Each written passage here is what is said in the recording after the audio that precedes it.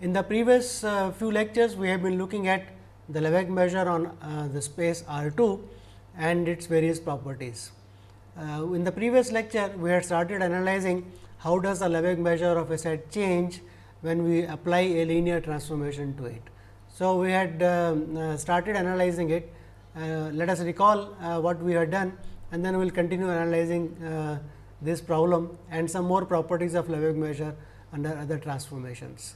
So, let us just recall what we had done last time was that we started looking at the theorem, namely if T is a linear transformation from R 2 to R 2 such that and E is a Lebesgue measurable subset, then we showed that we wanted to show that the transformed set T of E, the image of E under T is again a Lebesgue measurable set, and the Lebesgue measure of the transformed set is obtained by multiplying the Lebesgue measure of the original set with the constant called determinant of E. So, Lebesgue measure of T of E is equal to determinant of T times Lebesgue measure of the original set E.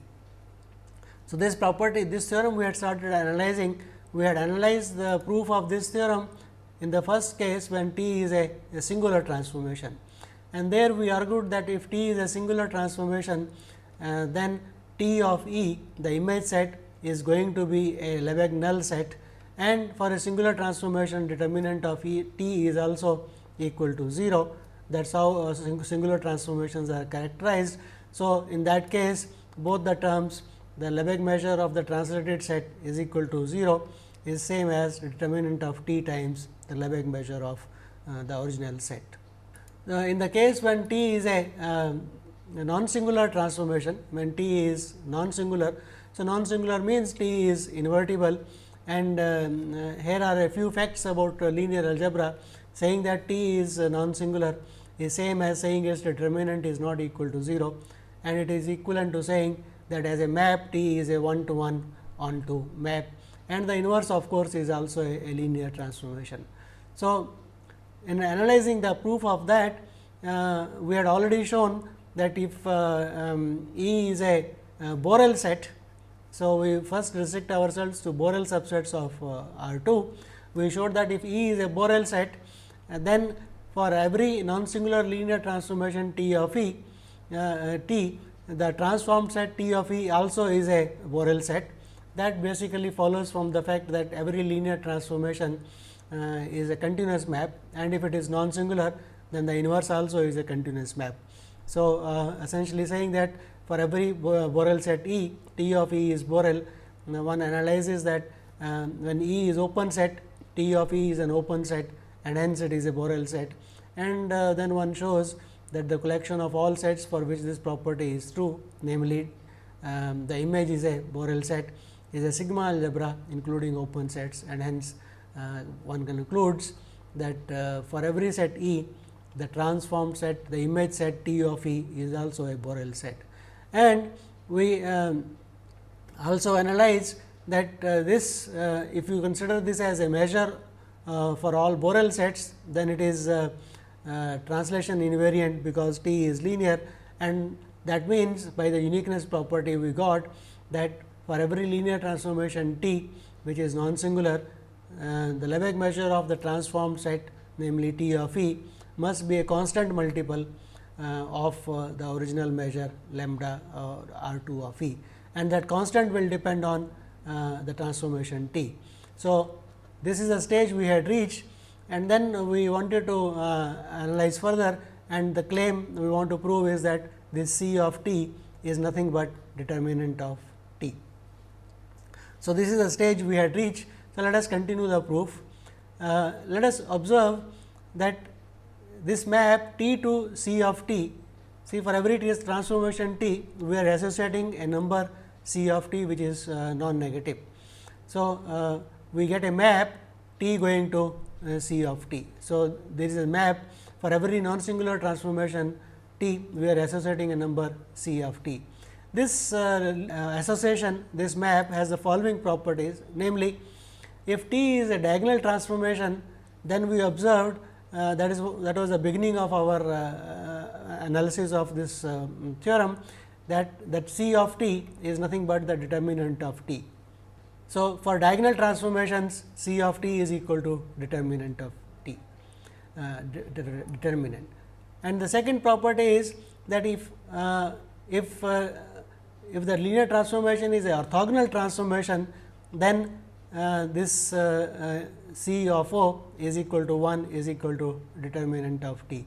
And this is because of the fact that a orthogonal transformation on R 2 leaves the set, namely the unit circle, you can think of it as all x in R 2 such that norm of x is less than or equal to 1 invariant.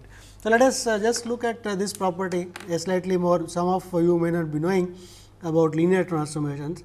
So, T is a linear transformation from R 2 to R 2, and let us as for every linear transformation is given by a matrix A. So, which is a 2 by 2 matrix. So, it is A, B, C and D. So, saying that T is orthogonal is same as saying that if you take A and look at it as A transpose, that is same as A transpose A, and that is equal to identity. So, saying that T is orthogonal is characterized by this property about the matrices, matrix of the linear transformation, namely A times A transpose is same as A transpose times A, and that is equal to identity, and which is also equivalent to the property that if you look at the row vectors and the column vectors. So, the row vector is A B and C D. So, these two vectors are orthogonal, namely their dot product is equal to 0 and each is a unit vector. So, that is called orthogonal, but we are not going to use this property. So, let us look at this property which says A transpose is equal to A transpose A. So, this property gives us the following fact, namely let us look at the dot product. So, let us take any vector x belonging to R 2 and look at the dot product of so, let us look at the image is T of x. So, x goes to T of x. Okay. So, let us look at the dot product. So, norm of T x square, that is given by the dot product of T x with itself. So, that is the definition of the magnitude, the dot product, okay, in R 2. But this dot product can also be written as T times this T can be written as T transpose T of x. So, T transpose is the same as A transpose basically. So, you can think it as matrices, okay, and that being identity. So, this is same as x comma x. So, orthogonal transformations are also characterized by the property that the norm of the image of any vector is equal to norm of the original vector. So, that is another way of characterizing orthogonal transformations. We can take that as the definition of the transformation if you like. Now, from both these properties that A transpose A is equal to identity. So, that implies the following fact that A transpose A equal to identity. This implies that the determinant of A transpose determinant of A is equal to 1, and that implies determinant of A transpose is same as determinant of A. So, that says determinant of determinant of A times determinant of A. So, this square is equal to 1. So, that implies that the absolute value of determinant of A is equal to 1. So, so T orthogonal implies that determinant of T absolute value is equal to 1. So, that is one fact. Also, the fact that norm of T x is equal to norm of x implies that if norm of x is less than or equal to 1. So, that implies norm of T x is also less than or equal to 1. So, that means, if in the plane we look at the unit circle. So, this is the set where norm of x is less than or equal to 1, and if we take the transformed set, the transformed set is same. So, under T this goes back to the same thing. So, norm of T x equal to norm x less than or equal to 1. So, that is saying that T leaves, if T is orthogonal, then it leaves the unit circle, the region inside the unit circle invariant, and that means, that essentially means that the Lebesgue measure of this set is same as the Lebesgue measure of that set. So, that implies that the Lebesgue measure of the transform set, so that circle, so mod x less than or equal to 1 is same as the Lebesgue measure of mod x less than or equal to 1, and this being equal to determinant of T, this is being determinant of T times this being this is same as that. So, this is this is same as so that implies that, but this can be written as determinant of T, because that is equal to 1 times Lebesgue measure of norm x less than or equal to 1. So, this implies that, so this is a constant, right. So, C of T, which is determinant of T, is equal to, so C of T is 1, which is same as determinant of T. So, that means, for orthogonal transformations, so T orthogonal implies C of T is equal to 1. So, that is the second fact that we wanted to prove, namely, if O is a orthogonal transformation, then the C of O, the constant, this is a typo here, this should have been a determinant of O, is because the unit circle, region inside unit circle is left invariant by the orthogonal transformation. So, now, and the next property we want to analyze is that for all non-singular transformations T 1 and T 2, C of T 1 T 2 is equal to C of T 1 times C of T 2. That means, this map is multiplicative. The map T going to C of T is a multiplicative map, namely, if I look two transformations T 1 and T 2, then C of T 1 T 2 is same as C of T 1 times C of T 2. So, let us look at a proof of that. So, T 1 and T 2 are transformations from R 2 to R 2, right. So, we are going to look at, so let us write T is equal to T 1 T 2. Then, to compute C of T 2, so we are going to look at the measure mu of T, which is equal to, so let us take any set. So, let E be any set which is a Borel set. So, let us look at lambda R 2 of T 1 T 2 applied to E. So, let us look at this. This, by definition of the constant C of T, is C of T 1 T 2, because T 1 T 2 is a linear transformation applied. So, this composite T 1 T 2 is applied to E. So, by definition of C of T 1 T 2, that should be equal to C T 1 T 2 of the Lebesgue measure of the set E. On the other hand, we can also think of this as lambda Lebesgue measure of R 2 of T 1 applied to T 2 of E. So, this composition T 1 T 2 is same as saying the linear transformation T 1 is applied to the set T 2 of E. But if you do that, then we know that this is equal to lambda R 2 of it is lambda R 2 of T 1 of a set. So, it is C T 1. So, this is equal to C T 1 times lambda R 2 of T 2 of E. And now, that once again lambda r 2 of C of T 2 of E gives you C T 2, and the original is C T 1 into lambda r 2 of E. So, we get that C of T 1 T 2 times the Lebesgue measure of any set E is same as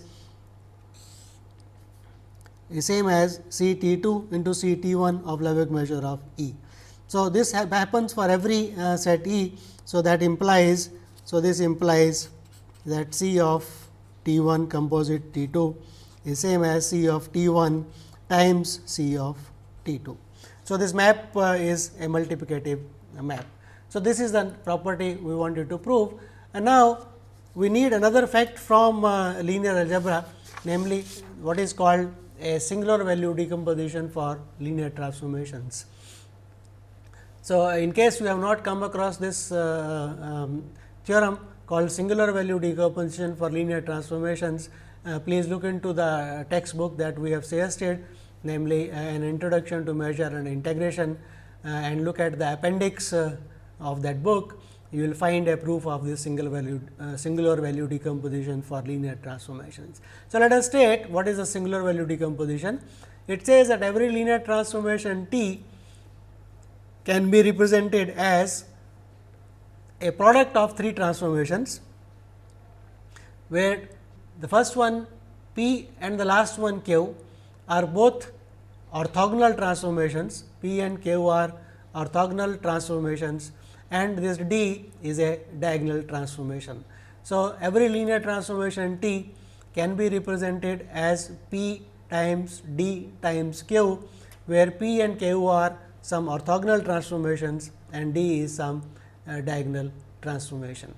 So, this is a theorem called the singular value decomposition in linear algebra. So, please have a look at a proof of this in case you have not come across this theorem in the textbook mentioned. So, once we know that for every linear transformation T can be represented as P times D times Q. So, and the property 3 just now stated says that the constant C of any composite is the product. So, we apply that property to this. So, we get C of T will be equal to C of P times D times Q, which is nothing but the product. So, the C of a transformation T will be C of P into C of D into C of Q. So, we get that the constant for any linear transformation T is equal to the constant for some orthogonal transformation P times the constant for a diagonal transformation D and the constant for another orthogonal transformation Q.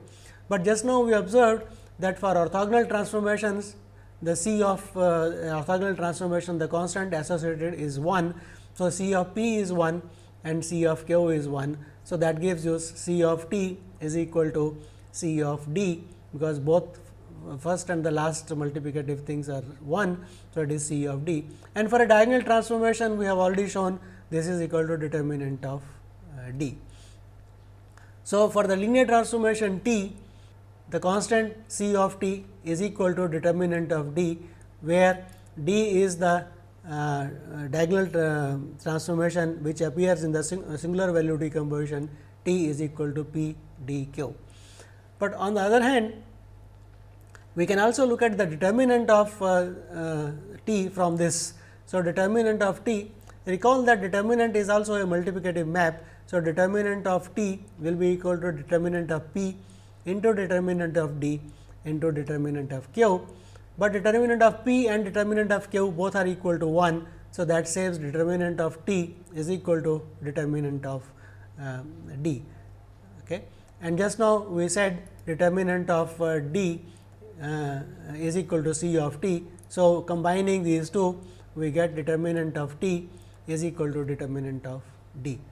We get determinant of, so that should be C of T is determinant of D. Okay. So, that says that C of T should be equal to determinant of D. So, here it should be this is redundant. So, C of t is determinant of d and determinant of d is equal to determinant of t. So, these two combined together gives you C of t is equal to determinant of t. So, that completes the proof of the fact that for a linear transformation. So, we have completed the proof that for a linear transformation, if you take the set E and change it, transform it by a linear transformation, that is same as determinant of t times the Lebesgue measure of E.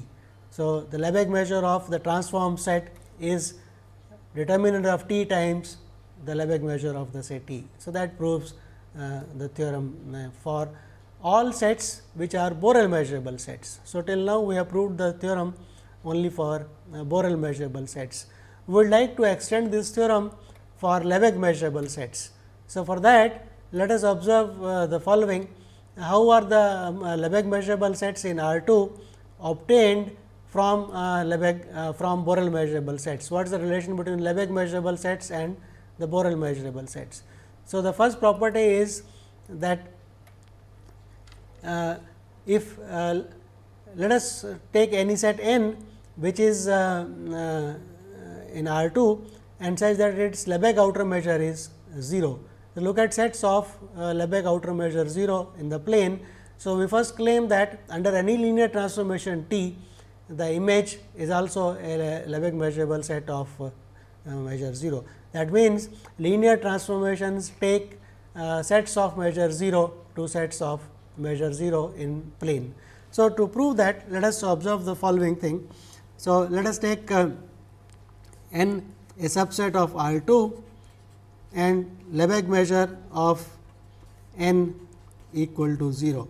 But saying Lebesgue measure of n is equal to 0 is same as saying for every epsilon bigger than 0, there exist rectangles,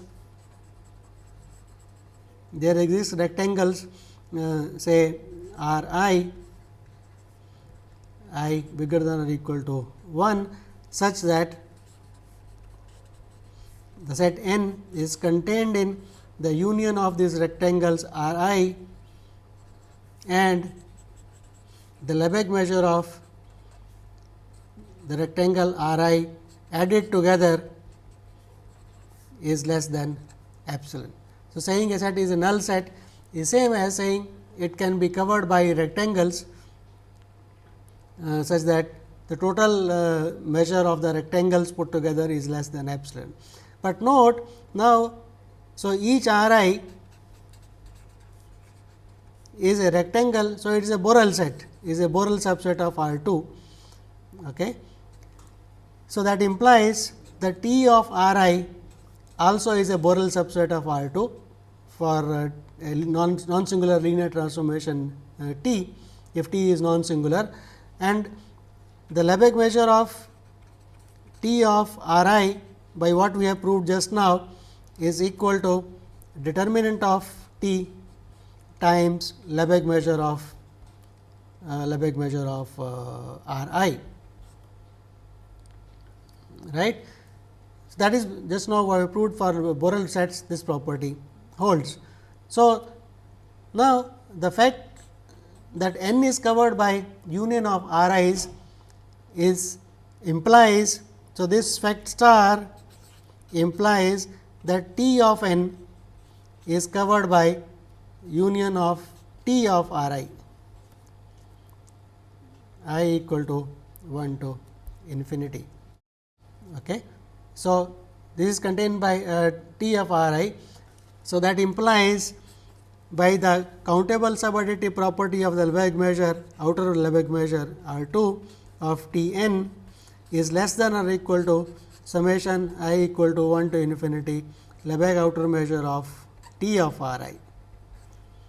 And Lebesgue measure of T of R I is determinant. So, this is equal to determinant of T absolute value times summation of I equal to 1 to infinity Lebesgue measure of R I, and that is less than epsilon. So, it is less than or equal to absolute value of determinant of T times epsilon.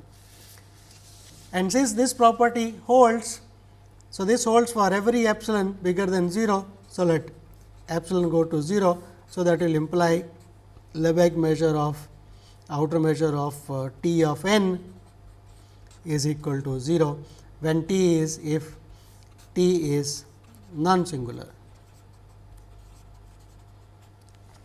And for a singular transformation, we know T of R 2 itself is 0. So, T of n will be 0.